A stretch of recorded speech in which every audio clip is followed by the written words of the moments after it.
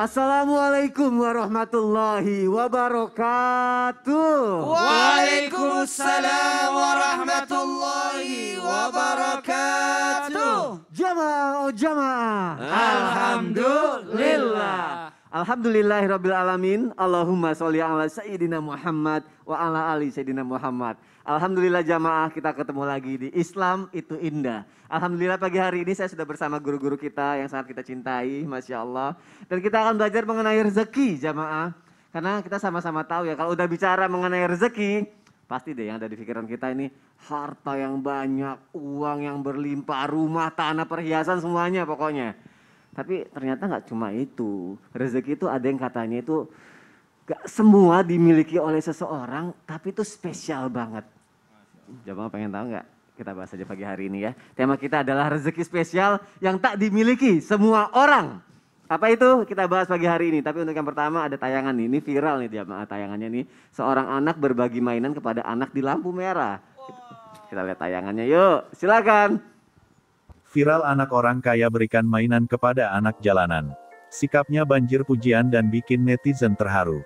Sikap anak jalanan juga dipuji. Sebuah video memperlihatkan interaksi dua anak laki-laki viral di media sosial. Dilansir tribuntimur.com dari video, tampak seorang anak dari balik mobil meminjamkan mainannya kepada seorang anak jalanan.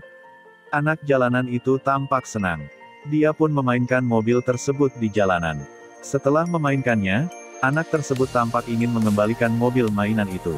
Sebelum mengembalikan mainan tersebut, anak di luar mobil itu terlebih dahulu mengelapnya. Tak disangka, anak di dalam mobil menolak. Tak hanya sekali, anak jalanan itu dua kali menyodorkan mobil mainan ke pemiliknya. Namun anak di dalam mobil tetap menolak. Ternyata dia memberikan mobil mainan itu kepada si anak. Anak jalanan itu pun menerima mainan itu. Masya Allah, kita lihat tadi tayangannya ya, anak kecil yang akhlaknya mulia banget ya Bib. Luar biasa, luar biasa loh hatinya, Masya Allah. Kita bisa banyak belajar loh dari situ. Nah, mengenai tema kita pagi hari ini, jamaah jadi pengen tahu nggak, misalnya nih sosok rezeki ini yang spesial tapi tidak dimiliki setiap orang apa? Ada hubungannya nggak sama tayangan tadi? Katanya di zaman milenial nih Bib, nggak semua orang katanya bisa kayak gitu Bib. Wah, aku mohon penjelasannya Habib Abdullah, silakan. Siap Bang Sony, mohon izin guruku Ustaz Maulana, Ustaz Syam dan Bang Sony. Assalamualaikum warahmatullahi wabarakatuh. Waalaikumsalam warahmatullahi wabarakatuh. Jamaah, jamaah. Alhamdulillah. Alhamdulillah Rabbil Alamin wa bihi nasta'in ala umuri dunia wa din. Allahumma salli wa sallim wa barik wa karim wa azim ala Sayyidina wa Maulana Muhammadin wa ala alihi wa sahbihi wa sallim. Nah ini rezeki spesial yang sangat luar biasa. Yang pertama yaitu akhlak yang mulia.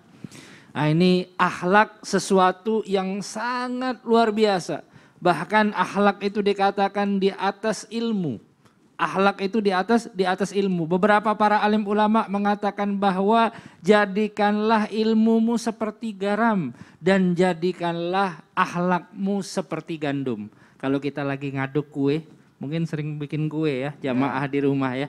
Pasti adonan garamnya itu lebih dikit daripada gandum. Kalau kebanyakan garam nggak jadi kue. Nah ini para alim ulama menyifatkan bahwa jadikanlah akhlakmu itu sangat banyak, sangat luar biasa. Dan juga Allah Subhanahu wa taala memuji sosok Nabi Muhammad SAW di dalam Al-Qur'an, wa innaka la'ala khuluqin azim, dan engkau wahai baginda Rasulullah SAW berada pada posisi akhlak yang sangat agung. Maka akhlak, para alim ulama menyatakan secara linguistik komponen katanya mirip dengan khalq, yaitu kha, lam dan qaf. Berasal dari kata khuluq yang berarti tabiat. Tabiat yang ada di dalam diri kita. Makanya ini sangat spesial. Enggak semua orang memiliki ibaratnya akhlak yang sangat mulia. Dan bagaimana kita untuk mengikuti akhlak mulia? Contoh baginda Nabi Muhammad SAW dalam tutur katanya, dalam penyampaiannya, dalam cara bersosial dengan masyarakat dan lain sebagainya. Dan juga akhlak ini ada dua. Ada dua. Yang pertama adalah al-akhlak al-hasanah. Akhlak yang terpuji. Akhlak yang terpuji itu seperti apa? Akhlak yang terpuji seperti sopan santun. Sopan santun kita kalau lewat, kita nggak kenal daerahnya, usahakan apa? Izin. Apalagi di Indonesia ini mempunyai tradisi yang sangat luar biasa, kalau kita lewat mungkin ada amit-amit ya. Monggo dan lain sebagainya, mungkin di daerah Jawa dan lain sebagainya. Ya. Nah kemudian juga bagaimana juga berbicara dengan jujur, bagaimana juga berbicara ibaratnya dengan baik dan benar, kemudian menghormati yang tua dan lain sebagainya. Nah ini termasuk akhlak-akhlak yang sangat mulia. Kemudian ada al-akhlak al-madhmumah, akhlak yang tercela. Akhlak yang tercela ini seperti apa? Ngomongnya nggak sopan santun, ngomongnya ngawur, ngomongnya sombong. Di depan orang menyombongkan, ataupun mungkin bisa terjadi saat ini kesombongan-kesombongan yang dilakukan melalui media sosial, nunjukin pamer-pameran dan lain sebagainya. Ini bukan termasuk akhlak yang mulia, ataupun ngejek orang biar viral. Nah, sekarang ini lagi banyak nih seperti itu dan lain sebagainya. Ini bukan salah satu akhlak yang terpuji. Nah, hal-hal yang seperti itu mengikis daripada akhlak-akhlak yang mulia. Tiba-tiba ngomongin orang di media sosial, ngomongin dengan hal-hal yang nggak benar dan lain sebagainya, akhirnya membuat orang tersebut tersinggung. Nah, perlu kita mencontoh baginda Nabi Muhammad SAW. Beliau gimana? Beliau kalau bergaul ibaratnya nggak pernah nyakitin hati orang. Kalau ngomong dengan tutur kata yang baik, malahan orang yang duduk di samping Nabi Muhammad SAW menjadi mulia, menjadi senang duduk sama Rasulullah SAW. Nah, sejatinya kita sebagai seorang muslim, sebagai pengikutnya baginda Rasulullah SAW, berusaha untuk memuliakan siapapun yang duduk dengan kita, siapapun yang terhubung dengan kita, baik melalui media, baik melalui hal apapun, sehingga orang tersebut menjadi tidak sungkan untuk bergaul dengan kita. Ini wallahu ta'ala alam. Karena terkadang sepintar-pintarnya orang belum tentu memiliki akhlak yang mulia itu ya, Bib. Nah, betul Cara sekali. berinteraksi kepada setiap orang, sosialisasi ya. Betul. Masya Allah. Masya Allah. Pagi hari ini kita belajar untuk kita Habib Abdullah. Barakallahu Terima fikum, kasih untuk jazakumullah penjelasannya. khair. Terima kasih banyak. Masya Allah. Jamaah kita lanjutkan lagi yuk. Pembahasan kita semakin menarik, itu baru satu ya. Yang kedua ini kira-kira apa nih? Kita tanya sama Ustadz Maulana. Ustadz, benarkah Ya, ada apa? rezeki spesial yang kedua ini Apa itu? katanya tidak dimiliki setiap orang, tapi dimiliki oleh orang yang sudah melewati berbagai macam cobaan, Iya. ujian, sabar aja pokoknya gitu. Atau Mantap. aku bingung. Oke, Apa sih yang seperti itu Ustadz Maulana? Iya, jadi Sony itu berada di dunia entertainer Iya. sudah berapa tahun? Aku sudah 5 tahunan lah, 6 tahun. Oh gitu. Dan sudah mendapatkan piala-piala ya? Masya Allah, baru 2 sih. Oh, itu banyak. Tadi mau mulai sombong nih. Masya Allah. Aku mau penjelasan Ustadz Maulana, Iya, silakan. Izin Ustaz Habib, makasih banyak. Habib. Mantap Salam, tadi luar biasa, Masya Allah. Sama-sama Ustaz. Bismillahirrahmanirrahim. Assalamualaikum warahmatullahi wabarakatuh. Waalaikumsalam warahmatullahi wabarakatuh. Jamaah. Iya. Oh jamaah. Iya. Alhamdulillah. Siapa mau dapat rezeki? Saya. Mau? Mau. Sekarang mau ditambahin rezekinya enggak? Mau. Mau? Ada lagi nih, bukan hanya ditambahin, dikasih rezeki yang spesial yang orang lain tidak dikasih. Mau Allah banget. Hari ini kita bahas. Iya dong. Dan ternyata ada rezeki spesial yang kedua. Tadi sudah dibahas rezeki yang pertama, dari spesial itu karena ada akhlak yang mulia. Maka yang kedua ini karena sifat sabar. Sabar. Kenapa bisa sifat sabar? Karena diterpa dengan bermacam ujian, maka kita membahas ini. Sabar kan ada 3. Sabar menjalankan perintah Allah, sabar menjauhi larangan Allah, dan sabar ketika diuji. Jadi ketika kita diuji, itu 3 kali lipat pahalanya. Sabar ketika melaksanakan perintah itu 1 poin. Tapi akan jadi 2 poin kalau Anda sabar dalam keadaan ada masalah, menghindarkan yang bahaya. Iya. Atau meninggalkan larangan Allah, berarti 2. Ada ketaatan, ada penjagaan. Orang salat di masjid pasti khusyuk. Tidak ada gangguan. Tapi orang salat di rumah kadang-kala ada macam-macam gangguan. Iya. Oh berisik dan sebagainya. Itu 2, berarti 2. Ada lagi yang ketiga, salat ketika sakit. Berarti 3 ujiannya juga kan. Maka sabar adalah kemampuan seseorang dalam mengendalikan diri untuk menahan emosi, keinginan, serta tidak ada keluhan. Allah akan memberikan kemuliaan hambanya kepada siapa yang bisa berlaku sabar. Sekali lagi, bersifat berlaku sabar. Innallaha ma'as-sabirin. Allah bersama dengan orang-orang yang sabar. Allah mencintai orang yang sabar. Allah beri pertolongan kepada orang sabar. Dan ingat, siapa yang sukses? Yang bisa melewati tahap demi tahap. Kenapa? Orang yang hebat itu, mau ditanya, kamu kerja berapa jam? Aku kerjanya 4 jam. Berarti tidak akan bisa sama dengan orang yang bekerja 8 jam yang normal. Ingat ya, usaha itu tidak mengkhianati hasil. Iya sih, benar juga. Hanya orang-orang yang bersabarlah yang mendapatkan apa? Kebaikan, pertolongan. Dan mohon izin tanpa menggurui, orang yang kuliah, sekolahnya pastikan lama. Makanya ada sabar sebelum, ada sabar ketika, ada sabar sesudah. 1, 2, 3. Ada sabar sebelum, ada sabar ketika, ada sabar sesudah. Yang sebelum berarti ada persiapan. Yang ketiga, yang ke tengah-tengah, ketika dia bekerja, itu sabarnya adalah menghadapi kendala dan sebagainya. Dan sabar ketika yang akan datang adalah mulai buat rencana. Kita mau syuting, bikin materi dulu. Persiapan, pembelajaran, dan menerima hasil harus bersabar. Apapun hasilnya, ndak usah kecewa. Dan ingat, kenapa ada orang yang hebat itu? Karena berdasarkan pengalaman. Ketika ada orang udah pernah sakit, pasti dia sudah tahu ini obatnya dia. Ini pernah ada masalah, ya.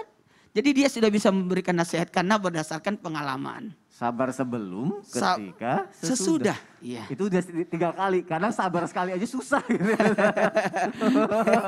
Ya Allah. Itu bisa sebelum, ketika, sesudah itu belajarnya gimana? Ustaz Maulana? Makanya rezekinya akan mengalir terus dan banyak. Dan Masya itu Allah. spesial. Dan kelihatan ya benar ya orang yang bisa Kelihatan. melewati itu rezekinya bisa beda dibanding orang yang lain ya. Karena ada ulil asmi kan? Iya. Ada 5. Ada 5. Nabi Nuh, Nabi Ibrahim, Nabi Musa, Nabi Isa, dan Nabi Muhammad SAW. Itu kenapa? Karena tingkat kesabarannya. Masya Allah, Ustadz Maulana terima kasih untuk penjelasannya. Jazakallah khair, Masya Allah.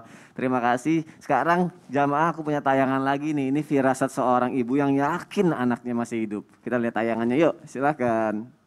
Saat itu, Nazuri memberikan semangat kepada Ibu Asep agar mengikhlaskan kepergian putranya.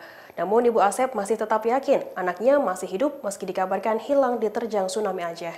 Di lain waktu, keyakinan bahwa Asep masih hidup juga diungkapkan oleh adik Asep. Adik Asep mengungkapkan kakaknya disebut-sebut masih hidup tetapi kondisinya kini mengalami gangguan jiwa. Meski demikian, pihak keluarga terus berdoa agar diberikan petunjuk apabila Asep masih hidup. Nazuri menuturkan kabar ditemukannya Abrib Asep kemudian membuat keluarga besar heboh. Foto-foto Asep yang mengenakan seragam dinas dan seorang pria di dalam RSJ Banda Aceh diklaim memiliki kemiripan. Nazuri bersyukur atas mukjizat dari Allah yang menunjukkan jika Asep masih hidup. Asep diketahui bertugas sebagai pasukan bantuan keamanan operasional Brimopresim 2, Gedung Halang Bogor, yang ditugaskan ke Polda Aceh dan bertugas sebagai Poskotis Brimopekan, Banda Aceh pada tahun 2004. Asep ditugaskan kepada Aceh untuk menjaga keamanan di tengah konflik Gerakan Aceh Merdeka atau GAM. Baik, Ustadz Syam, aku mau nanya. Dari tayangan video ini kira-kira jamaah juga pasti kepo nih. Ada hubungannya nggak dengan rezeki spesial yang ketiga nih? Waduh. Katanya dimiliki sama hatinya yang benar-benar bersih. Wah. Emang tahu dari mana hati kita bersih apa enggak? Subhanallah. Iya betul. Mohon penjelasan Ustadz Syam, silakan. Baik, bismillahirrahmanirrahim. Tabi guru Ustadz Maulana, Habib yang dimuliakan Allah, Mas Mikdam, Mas Sony yang dimuliakan Allah Subhanahu wa taala serta para alim ulama yang dimuliakan Allah Subhanahu wa taala. Baik, ketika dikatakan rezeki yang spesial, karena ternyata selama ini kita berpikir rezeki itu hanyalah uang atau materi semata. Namun ternyata sudah diajarkan oleh guru-guru kita, yang pertama tadi adanya akhlak yang baik, dan yang kedua adalah adanya kesabaran. Dan yang ketiga, rezeki spesial yang insya Allah diberikan, dihidangkan oleh tim Islam itu indah, yakni firasat. Apa itu firasat? Firasat itu adalah ilmu yang diberikan Allah Subhanahu wa taala. Ada sebuah riwayat, ittaqu firasatal mu'min. Ya, hendaklah kalian takut atau yang namanya berhati-hati dengan firasatnya orang yang beriman. Karena mereka melihat dengan cahayanya Allah Subhanahu wa taala. Walaupun ada yang mengatakan ternyata sanad daripada hadis ini adalah lemah statusnya. Akan tetapi ini tidak bertentangan dengan orang-orang yang diberikan rezeki kelebihan oleh Allah Subhanahu wa taala. Karena dalam Al-Qur'an disebutkan begini, ba'dan aqul a'udzubillahi minasyaitonirrajim, Inna fi dzalika laayatin lil mutawassimin. Kemudian di ayat yang lain, wattaqullah wa yu'allimukumullah. Bertakwalah kepada Allah, Allah akan mengajarimu. Nah, menurut para mufassir, al-mutawassimin adalah orang-orang yang diberikan firasat ilmu oleh Allah Subhanahu wa taala untuk menangkap sesuatu, mengetahui sesuatu, melihat sesuatu dengan ilmu yang diberikan oleh Allah Subhanahu wa taala. Kemudian wa yu'allimukumullah, orang yang bertakwa kepada Allah Subhanahu wa taala, Allah akan membimbing dia. Bukankah di ayat-ayat Al-Quran banyak sekali kita temukan ketika seseorang beriman kepada Allah Subhanahu wa taala, wa may yu'min billahi yahdi qalbah, Allah akan tuntun hatinya.